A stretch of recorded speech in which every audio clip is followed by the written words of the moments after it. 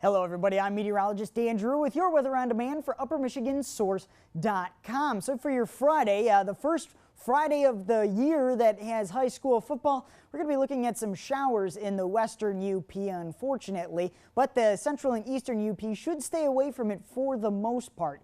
But the rest of this weekend, we'll be looking at temperatures at or below normal for this time of year, which isn't exactly the way you want to end meteorological summer. But all in all, there's not much we can do about it. Rain returns once again for Labor Day, and we'll show you that in just a second. Now this evening, the rain is staying mainly to the west. Some of that rain is rather heavy. In fact, in some of these yellow areas, we're looking at some of the heavier rains. Rain is falling at about a half an inch to an inch per hour, and that will progress over the rest of the UP later on this evening into the overnight hours. For tomorrow, we'll be looking at a couple of cold fronts passing through. Now, the latter of which will be passing through later in the day, so we can see some of that rain clear out from west to east as the day progresses. So the second half of the day in the western UP should be a little bit better than the east. The east will be dealing with overcast skies all day and a good dose of rain as those two systems pass through. Then for Sunday, well, we catch a break in the action for the time being. We stay partly to mostly cloudy across the Upper Peninsula, but another system is already knocking on our doorstep.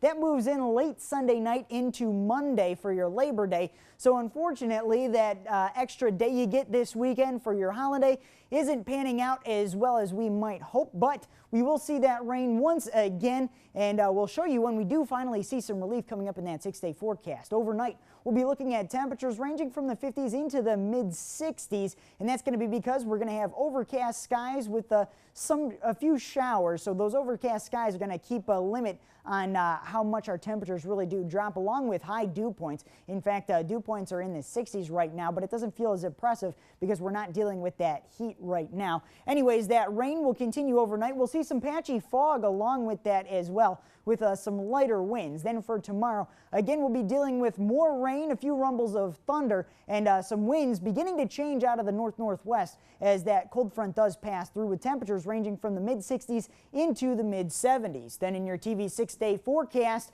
temperatures don't veer too much from the 70-degree mark. We'll see some fluctuations a little bit above, but we stay mainly around 70 degrees as we get through Labor Day. And it looks like once we get past Labor Day weekend and everybody heads back to school, well, that's when we start to dry out.